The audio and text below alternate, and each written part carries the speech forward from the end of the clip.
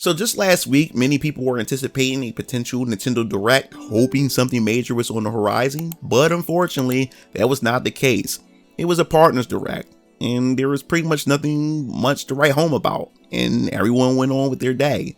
But it was later discovered that Japan had a separate Direct that revealed titles that weren't found in the Western Direct. Most notable was Mother 3 coming to the Game Boy Advance eShop, and an unexpected title that no one saw coming, including myself. The name of this title is called Reynatis, a dark action RPG by Furyu, and some notable members of the development team are at the helm of this new project. Kazuki Nojima is a scenario writer who worked on various Final Fantasy and Kingdom Hearts projects. We can't forget Yoko Shimomura as the composer. You may remember her music in Kingdom Hearts, Legends of Mana, and Super Mario RPG. Yasutaka Kaburage as the artist, and Trinity Trigger director Takume Izube. Together they are cooking up something that gamers are really excited about. Many gamers over social media were pointing out the Kingdom Hearts inspiration, most recognizing the comparison to Baron Rex, which is another IP created within Kingdom Hearts series that Tetsuya Nomura took inspiration from his own work, which was the canceled Final Fantasy XIII Versus. And in fact, the developers themselves said, yes, this definitely takes inspiration from Kingdom Hearts and Final Fantasy itself.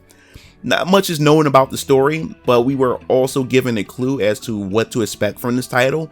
So from an article, Nintendo Life breaks down the synopsis. Reynatis takes place in modern day Shibuya, Tokyo, where magic is suppressed. Marin, a wizard, arrives in the city and crosses paths with Sarai, an officer of the MEA who works to keep the wizards under control. Sarai can also use magic, but she uses this to protect the city and keep order in Shibuya. When the two meet, however, things change.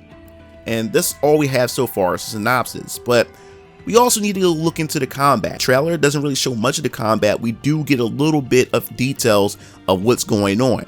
So as it says in the article, you must decide whether to suppress your magical abilities so that you can avoid combat, talk to civilians, and explore Shibuya as a normal citizen. Alternatively, liberate your magical abilities to stand up for what you believe in and explore hidden parts of Shibuya only accessible to wizards.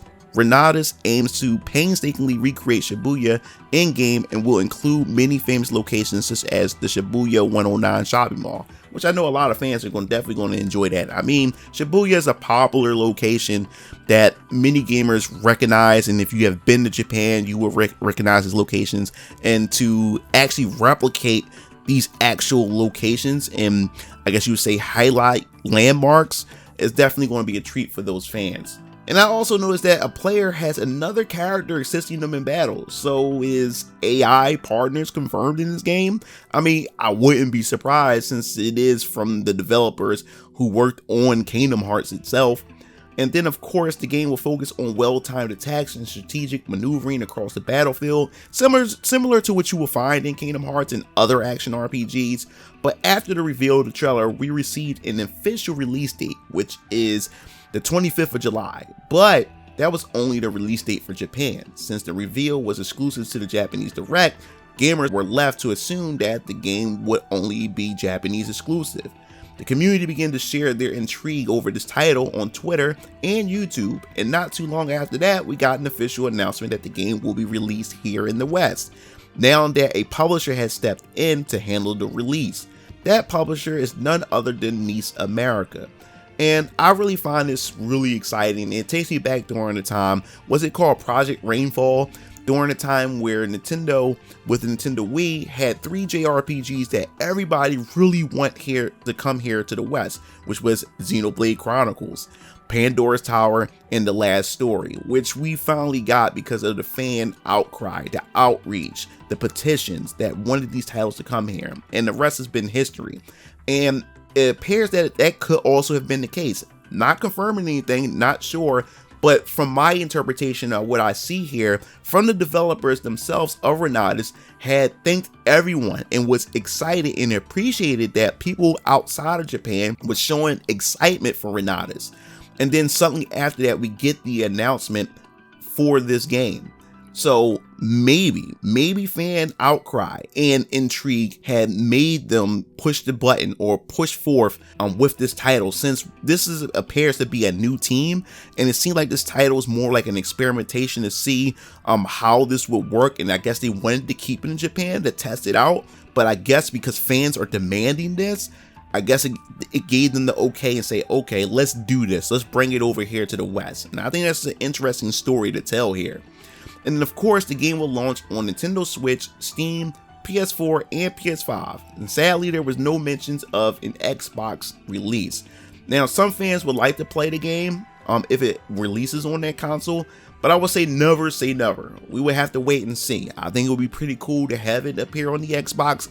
I think it will push more sales for the game itself, since it is a new IP, and I think the goal to get more original new IP out there in the gaming industry is to have these games accessible to almost every audience or demographic or platforms as possible, in order to reap in those sales and potential fans of a potential franchise or series. And of course, there's also a collector's edition of the game. But something else was announced for the Western audience to be aware of before the game launches, and the game will be in Japanese voice dub with English subtitles only. Now, this is good news to some and also mixed for others. And despite how you feel about English dub, there are people out there who enjoy them. But with that being said, this is all we know about Reynatis for now. So I definitely want to hear your thoughts in the comment sections. Let me know what you think about this. Is this something that you're looking forward to? And if you are going to pick up this game, what platform are you getting it on? Nintendo Switch, PS5, PS4, or Steam itself? And if you're an Xbox fan, would you love to see this game somehow make it over to the Xbox platform sometime down the line? And do you have faith in this game? And as far as it being a Japanese dubbed only with English subtitles, what are your thoughts on that? Do you think this is a step in the right direction? Do you think Japanese games should be handled like that moving forward? Or do you think there should be an option for English dub when it comes to Japanese releases? So if you liked the video, hit the like button, subscribe button for more gaming content here on this channel. This is MugenLord, signing off. I'll see you game fiends later. Peace out.